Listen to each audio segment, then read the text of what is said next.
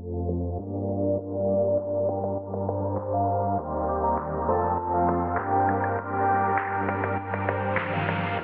guys, Harvtronics here, and the interior framing is completely done except for making the closet door over there a little bit narrower.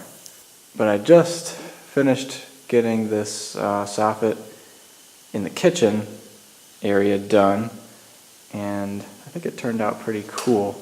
It'll be this nice tall soffit that goes all the way up to the ceiling and follows the vault and wraps around this beam, and this will allow us to get our lighting from here down onto the countertops below, and the range, which is here, hood vent, will come up through here and be able to go out through the wall over there through the styrofoam. So that should work out well. Not too much else to see. I did lay out the kitchen, and it's, pretty basic. We got 30-inch cabinet there, 18-inch there, 36, dishwasher, sink, corner, top corner. This top corner is probably not going to be angled like this. It's probably going to follow this line here, so that it looks more symmetrical in front of this window. This was a little bit tricky. We had to go with a 33-inch sink basin, which is fine, but in order to have an equal amount of space on both sides of this window and to still have a 24-inch corner unit, I had to back off by I think it was a foot on each side, so that the window didn't feel crowded and to not have like a cabinet that was just pointlessly small. So instead, I just backed off a foot on each side, and so this is going to be cabinet starting there and going over, so it makes sense for this to start here and go over to the corner and then come around, even if the bottom is angled or not, which I haven't decided. That's why both lines are kind of still there. So coming around this way, 12-inch on the floor here for baking sheets and stuff, 24-inch up top, and then we have the range and the range hood. No cabinets above that, obviously, because of the range hood. And then a 21-inch and a 21-inch. Then next to that is the fridge.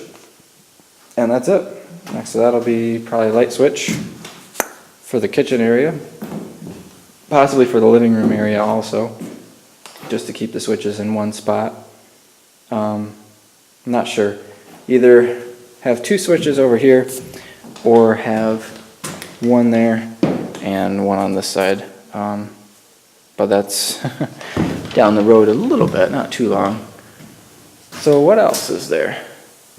Oh, this stairwell was originally going to be sort of open so that there'd be like a ledge here that would go all the way around. But the problem was, let me see if I can show you.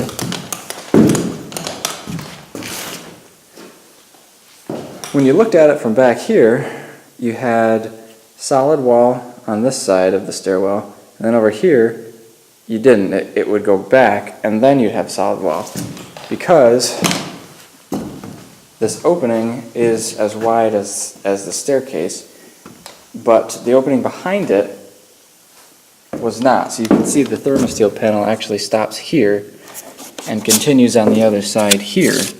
So we had to build out 3 of these 2x6s here, and thought about it and consulted with the missus, and eventually just sort of decided, yeah, we'll just make it symmetrical and everything will be great. So this will all be closed off now. Obviously there's no studs here because this is only like 14 inches or something from top to bottom, so it would have been really awkward anyway to have like this 14-inch opening and then like a platform here, so just close it up all the way around there. And that's pretty much all I have to show you. Probably the next thing I got to work on is to get these bottom stairs here aside from just foam blocks. I already have pretty much all of the material for it, I just have to actually do it. Just want to have some idea of what kind of flooring we're going to do, and I think it's probably going to be like a 4mm vinyl if we finish that off down there, 4 to 6mm, but haven't decided completely, so obviously you have to have that sort of designed up front so your last step isn't too short when you actually finish it. Anyway, that's all I have for you now. As always, thanks for watching. See you next time.